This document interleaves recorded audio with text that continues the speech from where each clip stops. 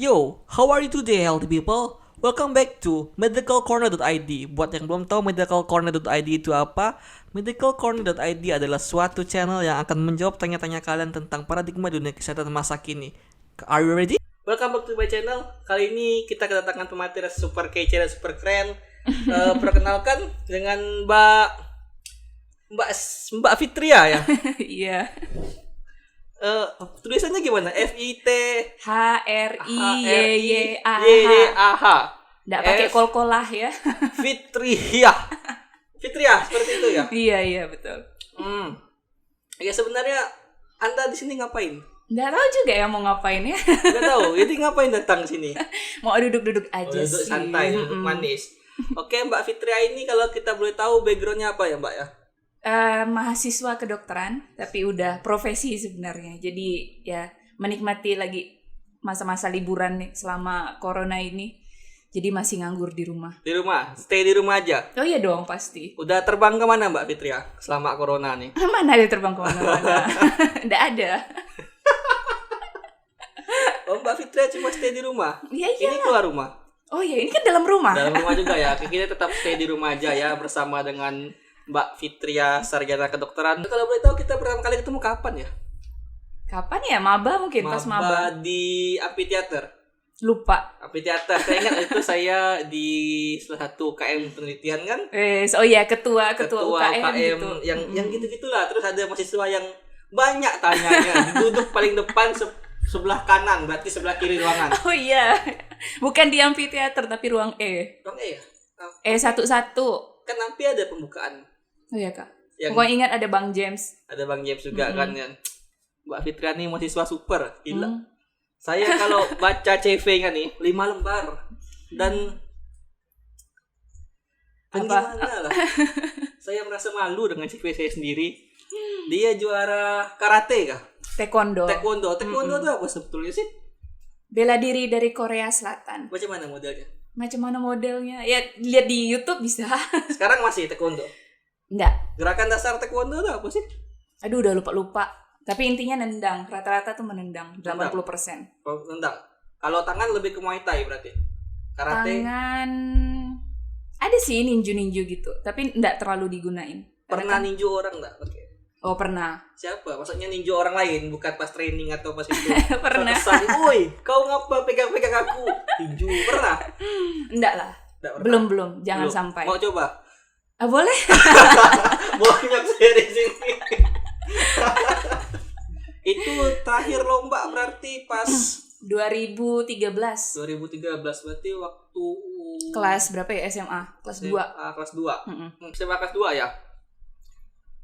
Kemarin kalau saya tidak salah Mbak Fitria ngisi materi di webinar Asia Pasifik lingkungan apa-apa gitu. Apa nggak boleh tahu jelaskan tuh? Jadi kemarin itu kebetulan ada invitation gitu dari organisasi apa ya yang jadi aku tuh pernah ikut kegiatan di Thailand, terus organisasi itu yang ngundang aku buat ngomong di United Nations bagian Economic Social Commission Program gitu. Jadi ya partnya United Nations tapi yang khusus Asia Pasifik. Sebenarnya tahun ini bulan apa ya? April itu mau ada konferensi Ocean gitu, tapi nggak jadi kan karena si Mbak Corona ini datang gitu kan. Jadi ditunda. Nah, untuk menjaga momentum dari konferensi itu tetap hadir sambil menunggu Mbak Corona ini pergi. Nah, diadakan webinar gitu yang mengundang stakeholder di Asia Pasifik terkait dengan lingkungan. Ya, salah satunya dari Indonesia, yaitu saya sendiri mewakili dari Single Indonesia, chapter Pontianak. Indonesia cuma satu. Chapter Pontianak. Dari Pontianak lagi. Pontianak itu di mana Mbak sebenarnya? Sebuah desa kecil. Itu ngomong apa? Maksudnya di sana tuh ngomong tentang apa, lingkungan atau gimana gitu? Pasti wabil khusus kita ngomongin tentang ocean, yaitu tentang laut gitu. Kalau misalnya kemarin pas part saya sendiri ngomongin tentang plastic marine pollution sama Single Indonesia chapter Pontianak gitu. Yang lain dari Fiji. Maaf, saya Upin dan Ipin. Jadi ingat Upin Ipin. Dari Fiji itu ngomongin tentang gerakan mereka di sana. Terus ada satu lagi dari India ngomongin tentang research yang udah dilakuin tentang plastic pollution gitu sih. Berarti kalau Indonesia kan kita tahu tuh orangnya dablek masalah buang sampah, penggunaan plastik merajalela di mana-mana. Bahkan waktu awal-awal corona kan orang pakai plastik untuk nutupin hidung gitu kan. Itu gimana? Nah itulah, jadi karena corona ini hadir, dia itu sekarang lagi ngetren nih single use gitu. Baik dari plastik, aun segala macam. Jadi saat ini nih sampah-sampah yang ada terakumulasi itu rata-rata sampah-sampah masker, hand sanitizer, terus box-box seperti itu, box-box makanan, karena sekarang udah ganti kan, jadi nggak bisa makan di tempat, harus take away atau delivery. Take away. Jadi sampah itu yang menumpuk. Nah, jadi permasalahannya adalah saat ini masih harus dilihat. Ya betul, untuk menghindari corona kan emang harus single use, tapi pakai plastik. Kita pakai plastik pula. Sudahlah, kita lagi ada problem gitu kan di samudra kita kan, Pacific Garbage Patch gitu, yang dimana itu menjadi pulau sampah. Lama-kelamaan di 2050 nanti ujung-ujungnya penuh sampah daripada ikan.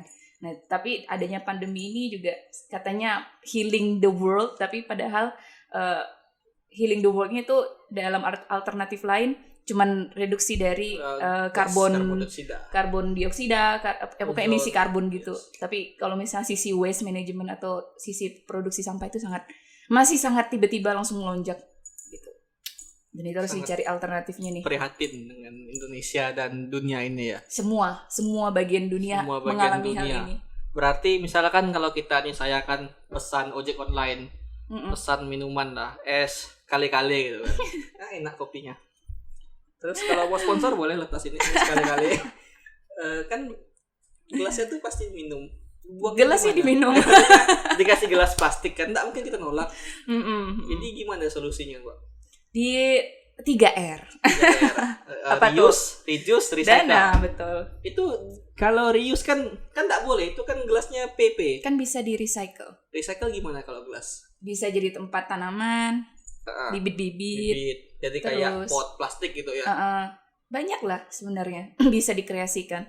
Tapi ya kalau misal kan saat ini kalau nggak penting-penting amat kita nggak keluar kan. Nah, jadi kalau misalnya emang masih bisa beli sendiri di luar, bawa tumbler gitu kan. Kemarin ke Gulu-Gulu beli matcha tuh pakai Gulu-Gulu ya. Oh, nggak boleh nyebut merek ya? Boleh, tapi Gulu-Gulu juga boleh sini. Gulu-Gulu sini ya, boleh. Pergi Gulu-Gulu pakai tumbler bisa. Kan tidak dilarang kan kita bawa tumbler sebenarnya, kayak gitu sih. Tapi kan sensasi minumnya tuh hilang karena nggak bisa masuk Instagram. Nah, tumbler kita warna biru tua, foto nggak nampak. Ini barang mewah. Bisa lah, kan banyak nih tumbler yang polos. Udah banyak bening. Ya? Ada. Merek Tupperware masih mahal juga. Murah merek. Nah, gitulah pokoknya. Boleh endorse ini gitu kan, boleh itu. Kita siap lah pokoknya. Nah, kemudian misalkan katakan udah di recycle nih. Kita merecycle untuk dari kita sendiri, kita jadikan pot. Tapi kalau orang-orang tetap membuang sampah gimana? Nah, itu jadi untuk mereduksi sampah plastik ini bukan hanya kita harus mulai dari lingkungan terkecil dari diri sendiri. Tapi dalam holistik gitu. Untuk komprehensif regulasinya itu tidak hanya dari orang, tapi juga harus melalui kebijakan, peraturan gitu. Dan itu tuh mengatur dari produsen sampah plastik itu sendiri. Jadi saat ini sebenarnya produsen plastik itu bertanggung jawab atas plastik yang mereka keluarkan.